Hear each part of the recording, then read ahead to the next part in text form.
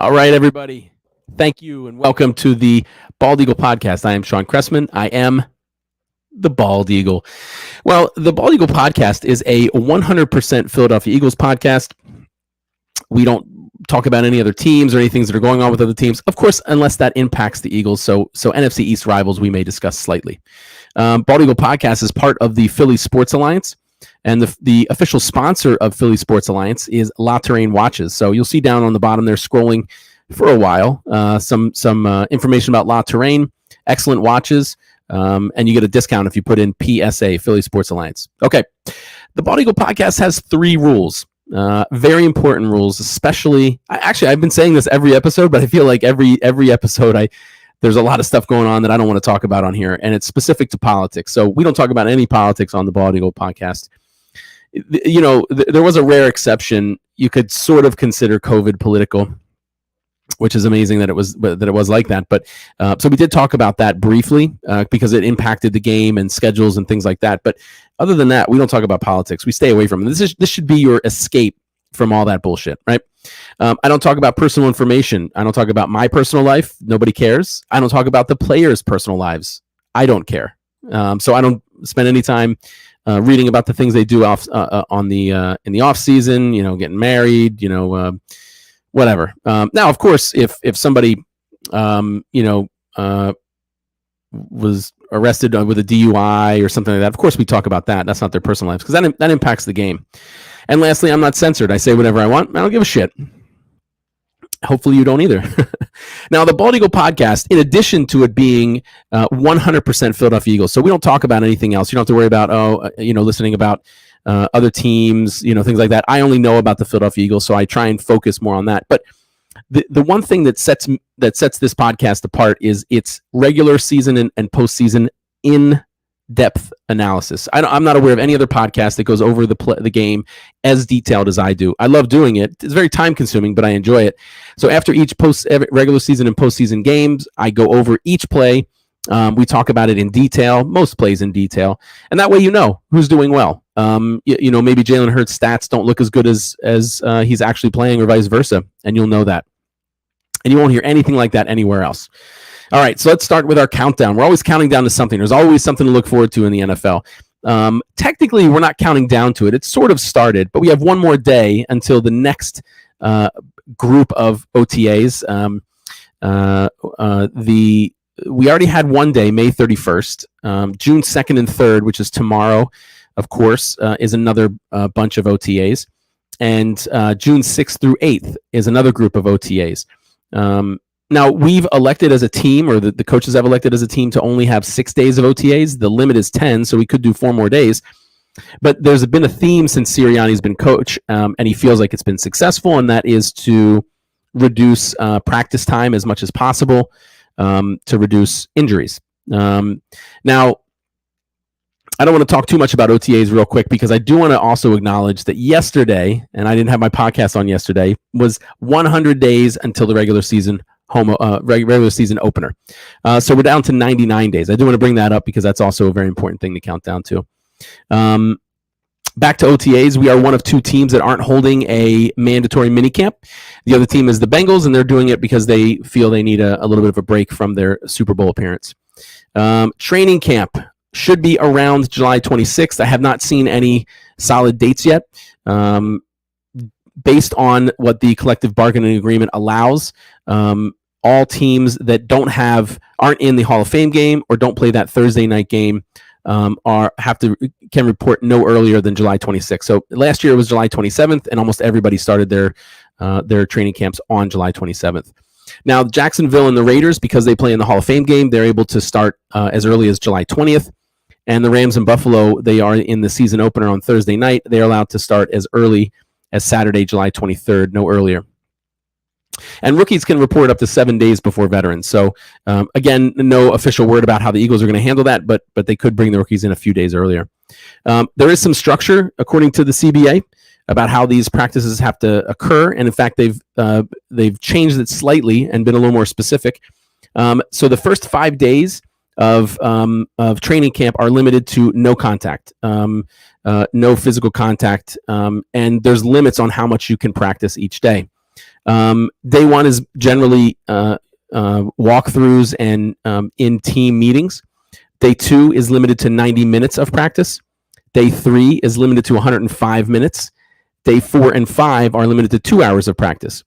After the first 5 days, you can then start two-a-days. And for those who played football, two-a-days are horrible when you're doing them, but they're amazing when you look back. I miss two-a-days. However, even though you can start two-a-days after the first 5 days of practice, you're only allowed to practice for 4 hours a day. Only one of those practices, if you split it up into two-a-days, can be padded. Day 7, the practices can be at most 105 minutes. Day 8, 2 hours, and every day thereafter, 2.5 hours can be a single practice. The second practice is limited to whatever time is remaining that you didn't take the first practice, for a total cumulative amount of 4 hours per day. Now, again, we'll get more specifics on when our practices are. Hopefully, we have at least 2 open training camps, so we can go down to the link and check those out. That has been the case since Chip Kelly took over. Before that, it was at Lehigh University, which I wish it still was. That was a much better, I think, situation. You could go to more practices. It didn't cost anything. It was much closer for me, which is a little selfish, but who cares? We'll also be holding joint practices this year with other teams. Remember last year we did it with the Jets and the Patriots. And if you remember, there was a much bigger focus on those practices than there was on preseason games. And it kind of was shitty for the players. I'm sorry, for the fans, because we didn't get to see much of our starters during preseason. They spent more time on those private practices. And nobody's allowed to record, so they're doing things in those practices that they generally wouldn't do in preseason games anyway. This year, they're holding joint practices with the Browns at their practice complex in Berea, Ohio, and with the Miami Dolphins in South Florida before each of their games. Speaking of games, the preseason starts August 4th through 7th. That is Hall of Fame weekend in Canton, Ohio. The first game is actually the 4th, August 4th. It's a Hall of Fame game. The Las Vegas Raiders against the Jacksonville Jaguars at 8 p.m. And then for us, preseason starts Friday, August 12th against the Jets at home at 7:30. Week 2 of preseason, Sunday, August 21st at Cleveland, 1 p.m. We're going to have a joint practice with them before that. And week 3, Saturday, August 27th at Miami, 7 p.m. And, of course, we'll have that joint practice with them before that. All preseason games are going to be on NBC 10 if you're local, and 94 WIP. I think 94 WIP is on, one of those radio apps like iHeartRadio or something. So if you're not local, you can listen there. Now, in addition, one of the things I always get is the NFL Game Pass, and all out-of-market preseason games are on NFL Game Pass, and I believe they're live. If they're not live, you can definitely watch them all after the fact. But I think through the Game Pass you can watch. I don't know actually. I don't know if they're live. Anyway, check out the Game Pass. You might be able to watch them if you're out of the area. Okay, then our regular season. Well, the NFL's regular season kicks off Thursday, September 8th. Buffalo plays the Los Angeles Rams at 8:20. And then we kick off week 1 at Detroit, Sunday, September 11th at 1 p.m. Week 2, we're at home against Minnesota, Monday Night Football, September 19th, 8:30. That's our home opener. Week 3, we're at Washington, Sunday, September 25th at 1 p.m. Week 4, and that's when we're at Washington. So that's the first time Carson Wentz plays against us, or we play against Carson Wentz. Week 4, we have another reunion at home. Doug Peterson returns to the link. We play Jacksonville, Sunday, October 2nd, 1 p.m. Week 5 at Arizona, Sunday, October 9th, 4:25 p.m. Week 6 at home against the Cowgirls, Sunday Night Football, October 16th, 8:20 p.m. We have an early Week 7 bye. Not happy about it, but what can you do? Week 8 at home against the Steelers, Sunday, October 30th, 1 p.m. Interesting to see how they're going to do without Ben Roethlisberger, isn't it? Week 9 at Houston, Thursday Night Football, November 3rd, 8:15 p.m. Week 10 at home against Washington, so Carson Wentz's first return to the link. Monday Night Football, November 14th, 8:15 p.m. Week 11 at Indianapolis, Sunday, November 20th, 1 p.m. Very different team with Matt Ryan. Week 12 at home against the Packers, Sunday Night Football, November 27th, 8:20 p.m. Week 13 at home against the Titans, Sunday, December 4th, 1 p.m. Week 14 at the Giants, Sunday, December 11th, 1 p.m. And we have a string of 3 away games. Week 15 at Chicago, Sunday, December 18th, 1 p.m. Week 16 at the Cowgirls, Saturday, December 24th, 4:25 p.m. Week 17, we go back home against the Saints, Sunday, January 1st, 1 p.m. And we end the season, Week 18, at home against the Giants. And it's to be determined, the date and time, either Saturday or Sunday, this January 7th or 8th, and time is to be determined. So third year in a row, we begin the season away. That's the longest streak since back in 2011, 2013. We don't have any back-to-back away games until week 13, which is nice. And then, of course, we go on a 3 away game string. We close out the season with 2 home games. That's nice. I mentioned the bye being early. It's the earliest bye we've had since 2016 when we had a week 4 bye. Unfortunately, our NFC East rivals have later buys. The Giants and Cowgirls have a bye week 9, and Washington has a bye a week 14. Now, I don't know how often we generally have primetime games. I don't think we've gone a year where we haven't had any. We've had a handful each year. In fact, we've had at least one because we play the Cowgirls every season primetime since 2007, except for 2014 when we played them on Thanksgiving. That's not prime time. It's not at night, but it is a nationally televised game. But this is the most, 5 games. We're one of 13 teams that have 5 primetime games, and that's the most this year. And it's the most we've had since 2018. Now, there are 2 teams that have had the most primetime games since 2000. We are second with 94, and unfortunately, the Cowgirls are first with 100. Strength of schedule, the NFC East is the bottom 4 teams as far as having the easiest previous year opponents' strength or winning percentage, right? So they look back to see how the teams were playing this year fared last year, and they combine those winning percentages into one average. So we are third easiest at 0.464. Dallas and Washington are tied for the easiest at 0.462, and the Giants are 4th at 0.465. So opponents have had a slightly less than 500 winning record last year. Now the Rams have the hardest strength of schedule at 0.567. And then to end the season, in my opinion, the end of the season, because I know technically it continues and then begins, I think the new season begins technically in April, I believe. Anyway, Sunday, February 12th, 2023 is Super Bowl 57 at State Farm Stadium in Glendale, Arizona. Hopefully buy your tickets now and watch the Eagles, right? All right. Let's start with a little draft recap. You'll find, if you watch me every week, and I hope you do, that I repeat myself often. I do it on purpose. Not that I can't find things to talk about. I'm sure I could. Or I could just cut the show shorter. But I repeat things. I repeat our schedule. And I'm going to repeat our draft picks because I have a horrible memory. And it's a great way for me to try and force that stuff into my brain. So draft recap. So first round, 13th overall, we drafted defensive tackle Jordan Davis from Georgia, a huge defensive tackle who ran a quicker 40 than a couple of the best quarterbacks in the league, including Dak Prescott and Patrick Mahomes. And he has actually every one of our draft picks have signed their rookie contract, except for center Cam Jurgens. So then we traded 18th and the 101st overall picks to Tennessee for wide receiver A.J. Brown. Exactly what I was looking for last year, a big physical veteran wide receiver, one of the more physical receivers in the game, consistent 1,000 yards receiving. So that's an exciting move. I'm really excited to see how he does. Second round, 51st overall, we drafted center Cam Jurgens from Nebraska. Again, he's the only one that hasn't signed his contract. Third round, 83rd overall, linebacker Nakobe Dean from Georgia. Funny story, and I went over it before. Apparently, there was a rumor going around that he had an injury to his pec and that he had denied surgery, and that's why everybody suspects that he went down to the third round. He was projected, I believe, a late first, early second rounder.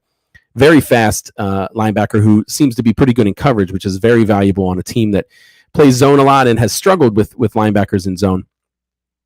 But apparently the rumor was that he denied surgery, and in fact, according to him anyway, nobody ever suggested that he get surgery. So kind of an interesting story there, but it benefited the Eagles in that we got a player that was projected to go significantly earlier in the draft. Sixth round, 181st overall, we got linebacker Kyron Johnson from Kansas, and sixth round, 198th overall, tight end Grant Calcaterra, SMU. We signed, I think, 12 undrafted rookie free agents. Josh Blackwell, corner from Duke. Reed Blankenship, safety from Middle Tennessee State. Kennedy Brooks, running back from Oklahoma. Britton Covey, wide receiver from Utah. William Dunkel, offensive lineman from San Diego State. Noah Ellis, defensive tackle from Idaho. Ali Fiad, linebacker from Western Michigan. Mario Goodrich, corner from Clemson. Josh Jobe, corner from Alabama. Josh Sills, offensive lineman from Oklahoma State. Carson Strong, quarterback from Nevada. And Jared Williams, offensive lineman from Miami. Now, there hasn't been any word from any of the coaches on any of these guys, except for Carson Strong, who Nick Sirianni was pretty bullish on in camp. Got a big arm, sharp, and knows where to put the ball, was the quote. All right, let's get to.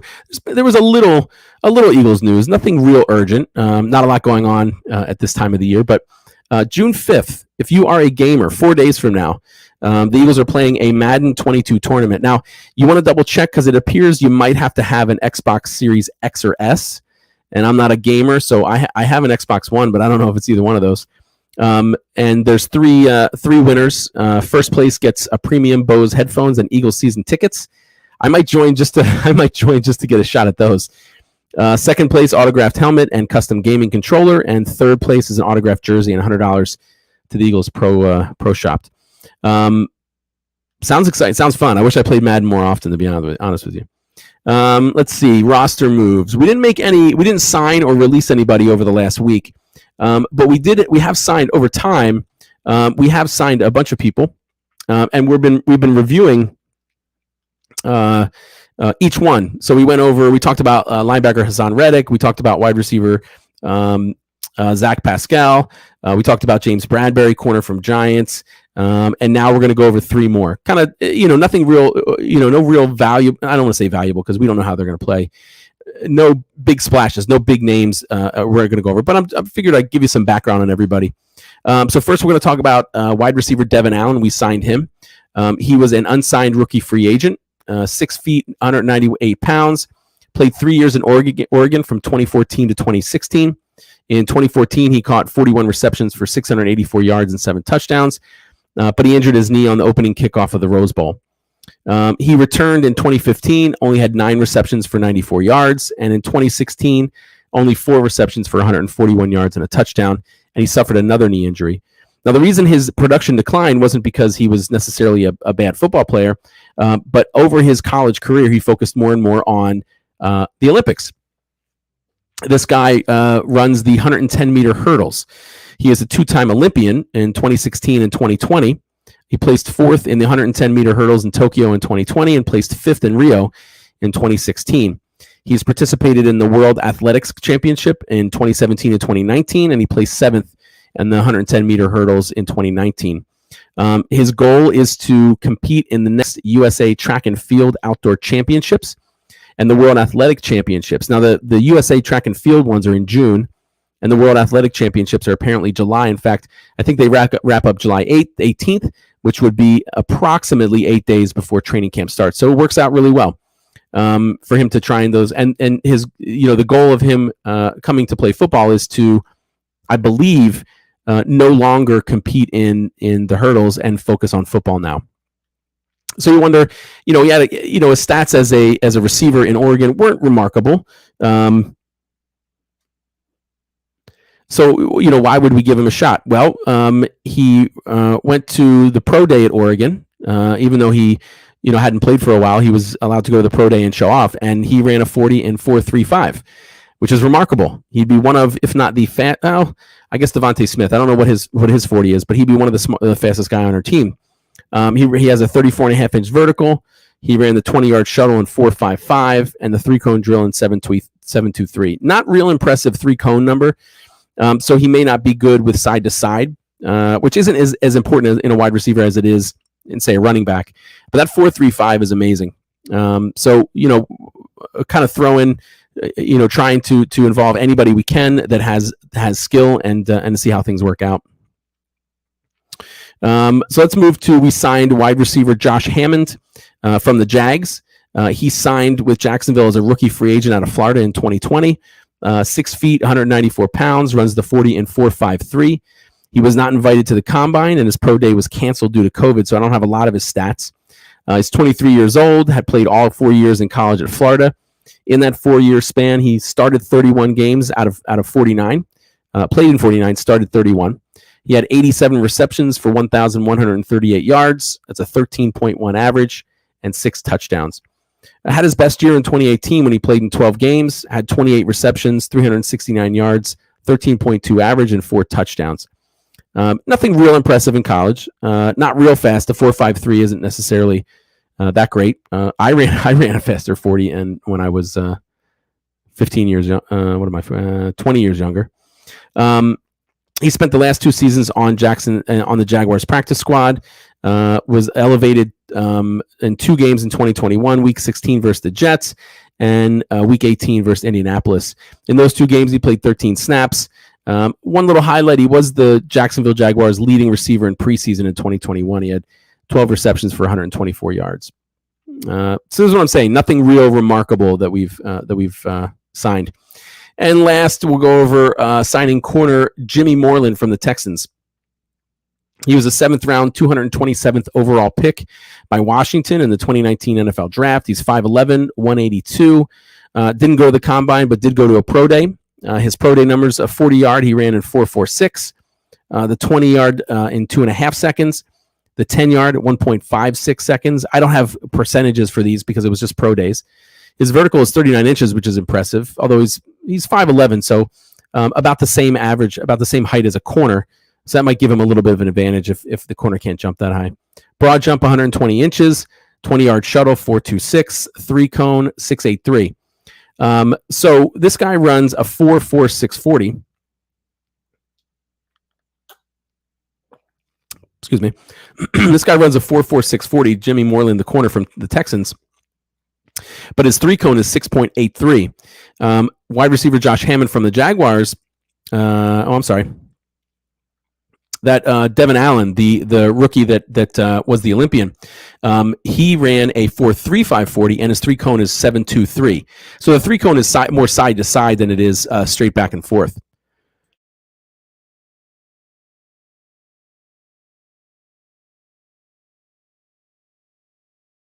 I apologize. I have a little tickle in my throat. So my point is that straightaway speed in a 40 is different than side-to-side speed in a 3-cone drill. And there's value in both of them. I would put more weight for a wide receiver in the 40 than I would the 3-cone, but that receiver that's not quite as fast might be able to get open a little more easily if he's able to cut left and right more quickly.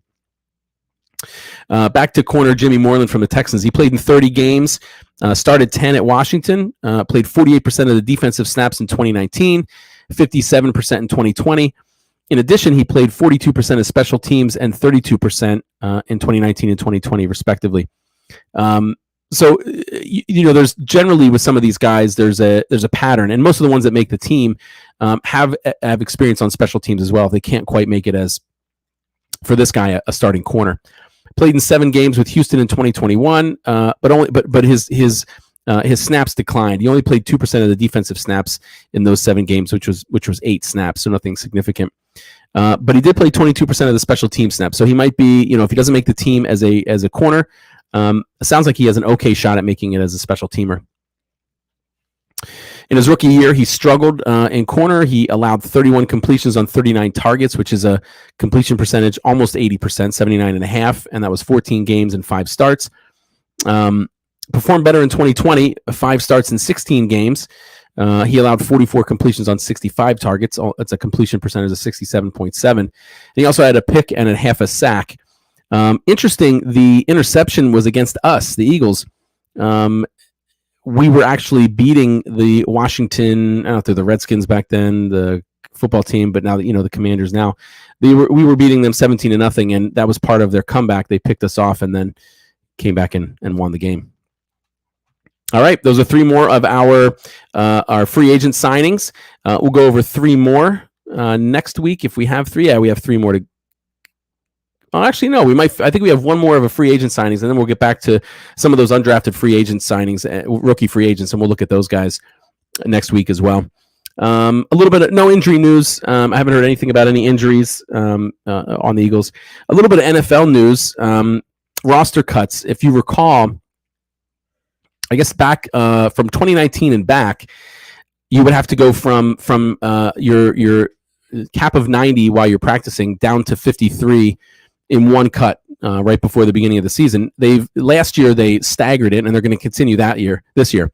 So what that means is August 17th, after the first set of preseason games, you have to cut from 90 to 85. August 23rd, after the second set of preseason games, you got to cut from 85 to 80. And then August 30th, after the third preseason game, you cut from 80 to 53. Hey, what's going on, Ryan Reese? Thanks for watching, man.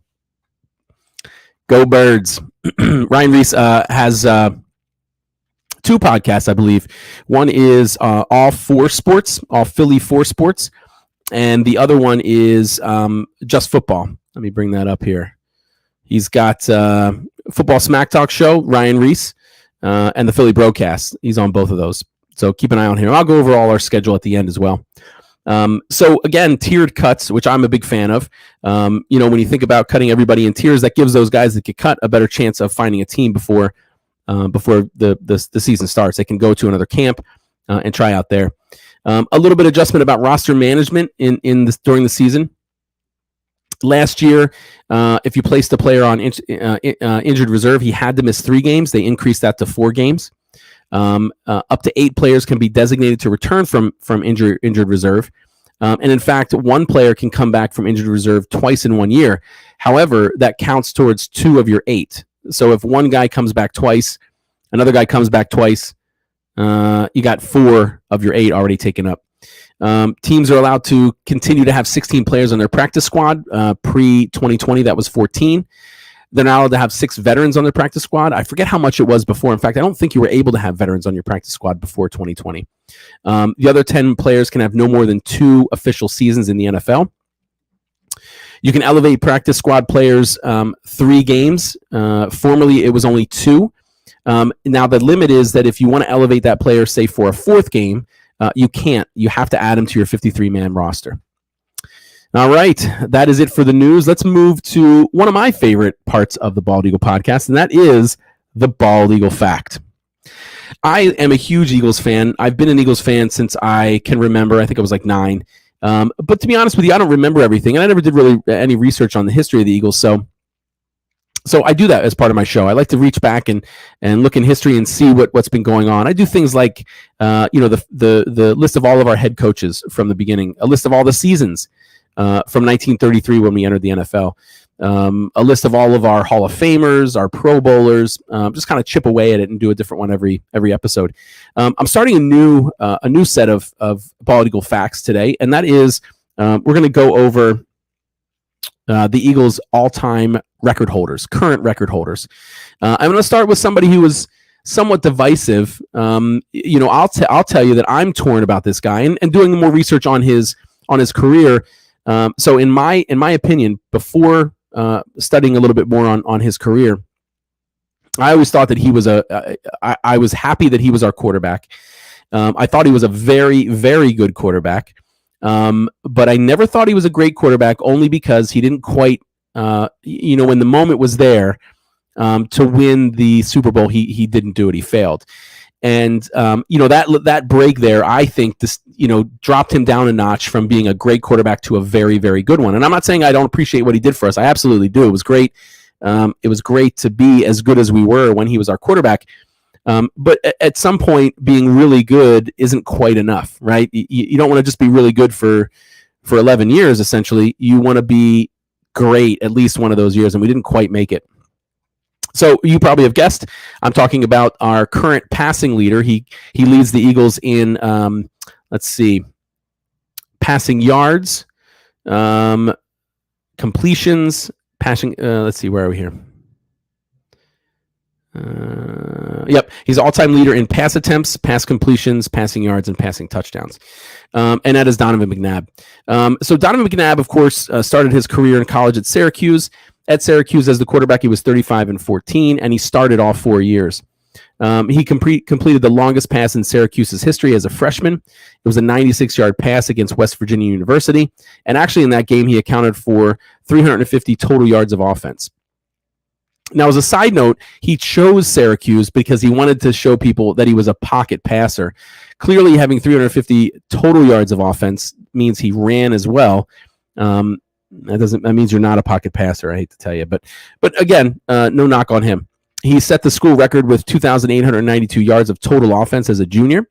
As a senior, he led Syracuse to a berth in the Orange Bowl versus Florida. He completed 157 of his 251 passes for 62.5%. That was 2,134 yards and 22 touchdowns. The touchdowns tied a single season record. The record at Syracuse was set by former Eagle quarterback Don McPherson in 1987. He also rushed 135 times for 438 yards and 8 touchdowns, and he tied a school record versus Cincinnati with 4 touchdown passes. So excellent college career. He was named the Big East Rookie of the Year, named the Big East Offensive Player of the Decade for the 90s.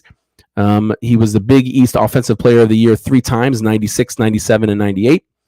First team All-Conference all 4 years. He was 5th in Heisman Trophy award votes in 1998. The gentleman who won the Heisman Trophy that year was Ricky Williams. And he was named to Syracuse All-Century football team. The Philadelphia Eagles drafted him in the first round, 2nd overall in 1999. First overall was a gentleman by the name of Tim Couch. We missed the bullet. We dodged a bullet on that one because Tim Couch was in the league for a handful of years, failed in Cleveland, and then bounced around for a little bit. Now, I mentioned that Ricky Williams was the Heisman winner that year. There was a lot of controversy because the majority of Eagles fans wanted us to draft Ricky Williams, not Donovan McNabb. In hindsight, good idea to draft Donovan McNabb because Donovan McNabb at least did not have a marijuana problem, where Ricky Williams did, and not that could be. I'm not suggesting that marijuana is a problem, but it was, and it still is to the NFL. Donovan McNabb was the first Eagle rookie to start at quarterback since Brad Goebel in 1991, which I've never heard of Brad Goebel, even though I've been watching football since then. That name did not ring any bells. So we'll talk about him eventually, but I'm not sure who he is. He is the first Eagles rookie draft pick to start since John Reeves in 1972. First Eagles rookie quarterback to win his first NFL start since Mike Bryla in 1974. And the first Eagle quarterback to win his first NFL start since Ty Detmer in 1996. I remember Ty Detmer and his brother Coy. He spent the first 11 years of his NFL career as the Eagles starting quarterback. He started 142 of his 148 games played. He had 7 winning seasons. His combined record for the Eagles was 92, 49, and 1. He completed 2,801 passes. He attempted 4,746 passes. He completed 59%, which is a little low. That was one of his, I guess, issues is that he wasn't, one of the most accurate passers. He passed for 32,873 yards, 216 touchdowns, and 100 interceptions. He averaged 222.1 passing yards per game, and his quarterback rating while with the Eagles was 86.5. He also rushed 573 times for 3,249 yards, 5.7 average and 28 touchdowns. Yeah, Ryan, I'm not going over his career, his later career, his stint with the Reds, the football team or Commanders, or the the Vikings, because he dropped off significantly at the end there.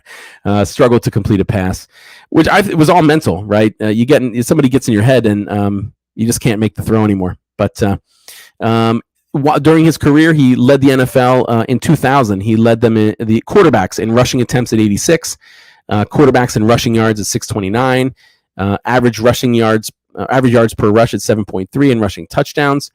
In 2002, he led the league in quarterback rushing average at 7.3 and quarterback rushing touchdowns with 6. His completion percentage was best in the NFL in 2004 at 64.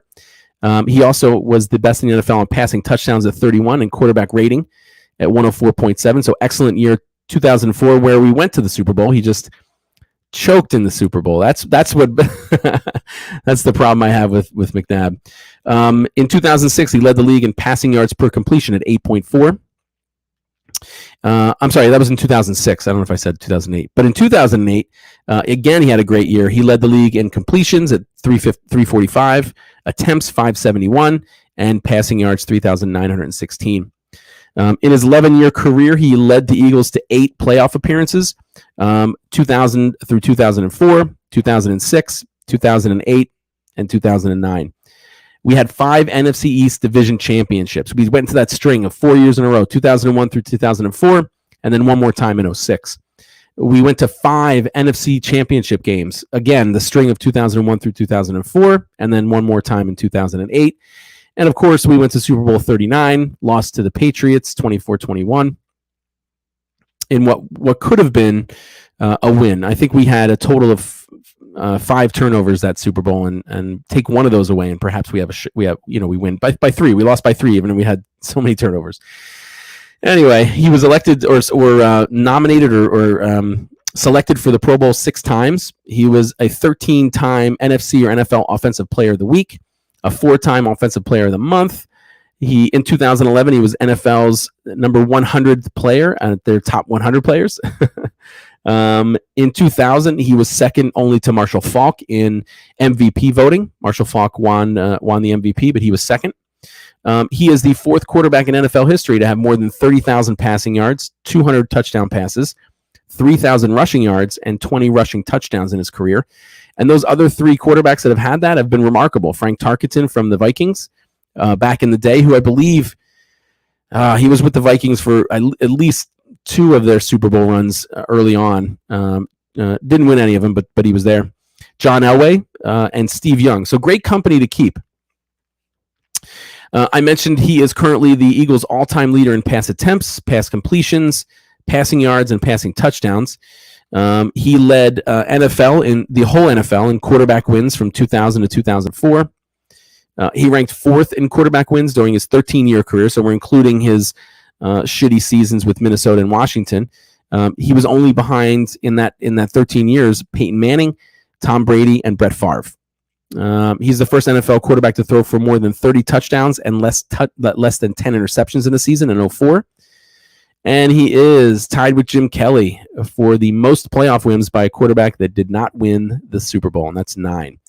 So that's his thing, right? You read all these impressive numbers of the company that he keeps with his records, Frank Tarkenton and Elway and Steve Young with the combination of passing yards, passing touchdowns, and rushing yards and touchdowns.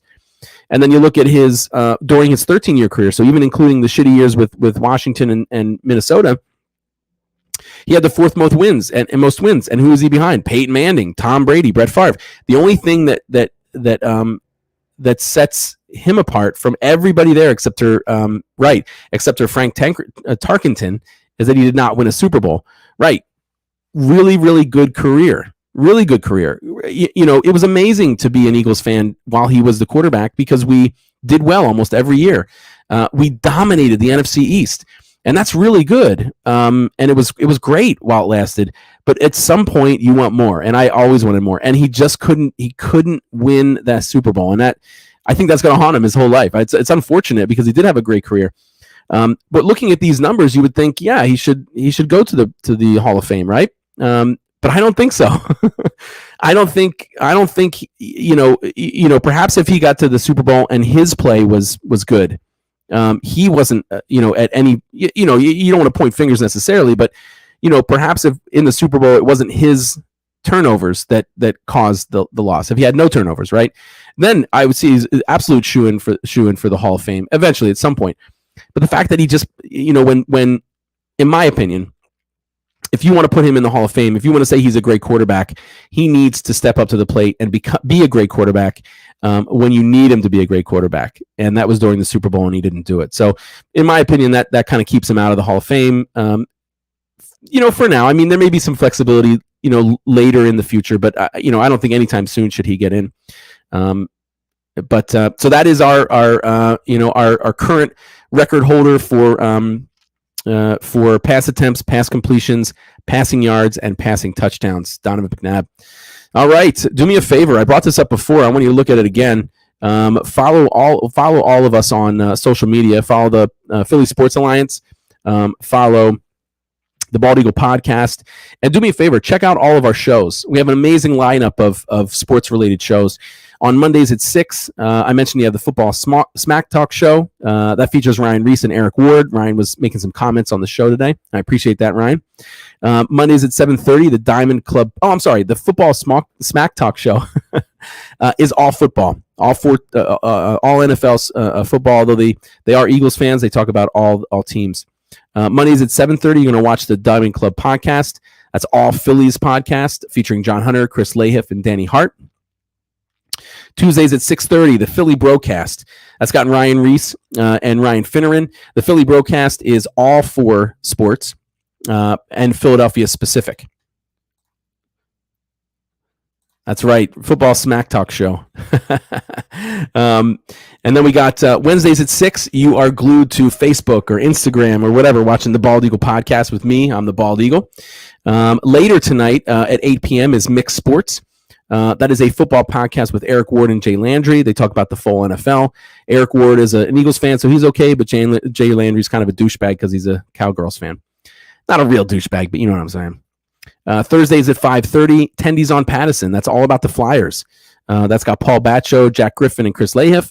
And last but not least, Thursday at 7 p.m., Tables, Ladders, and Chairs. That is a wrestling show featuring Eric Ward and Joe Barry. Now, don't forget, I mentioned I'm part of the Philly Sports Alliance. But we're also part of Six Pack. So Six Pack coverage allows us to we broadcast on our YouTube and Twitter, and then the Painted Lines YouTube we broadcast on those as well. The Painted Lines, Six Pack's coverage is a great national media company located in Tennessee, and they don't just have sports podcasts like the Bald Eagle podcast and others. They have podcasts about and blogs about fitness, travel, food, finance. So it's a wealth of information with Six Pack's coverage. So check them out. All right, I appreciate you listening. I appreciate you watching, and I will see you. Actually, next week will be on Thursday. I have a conflict on Wednesday. So next week will be on Thursday at 6. So I will see you then. Go Birds.